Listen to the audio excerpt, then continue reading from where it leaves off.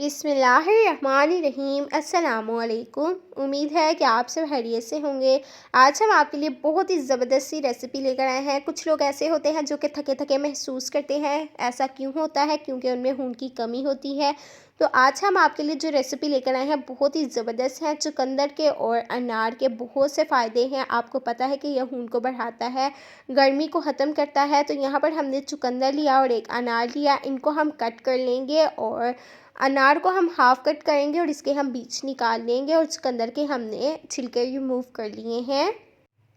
अब जी यहाँ पर हम लेंगे एक जग और इस पे हम ऐड कर लेंगे अनार को और इसी के साथ यहाँ पर जी चुकंदर को हमने कट कर लिया है, ये हम इसमें शामिल कर लेंगे और इसमें हम ऐड कर लेंगे 2 टेबल स्पून चीनी। आप अपने टेस्ट के मुताबिक भी कम या ज़्यादा मीठे को कर सकते हैं। हाफ़ टी स्पून हम इसमें नमक शामिल करेंगे और हम इसमें नीम गर्म पानी ऐड कर लेंगे। अगर आप ठंडा डालना चाहते हैं तो डाल सकते हैं। इसको हम अच्छे से ग्राइंड कर लेंगे। तो यहाँ पर आप देख सकते हैं कि कितना ईज़िली ग्राइंड हो चुका है।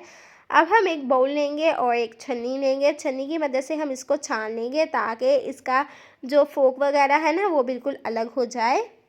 बिल्कुल इसी तरह से अगर आप चुकंदर का अलग से जूस बनाए ना तो उसका बिल्कुल भी टेस्ट अच्छा नहीं आता और अनार का तो वैसे भी बहुत ही टेस्टी होता है ना। तो इन दोनों को आप मिक्स करके बनाएंगे ना और ज़्यादा टेस्टी बनकर तैयार होगा। तो यहाँ पर आप चेक कर सकते हैं कि कितना ज़बरदस्त लग रहा है, बहुत ज़्यादा टेस्टी है।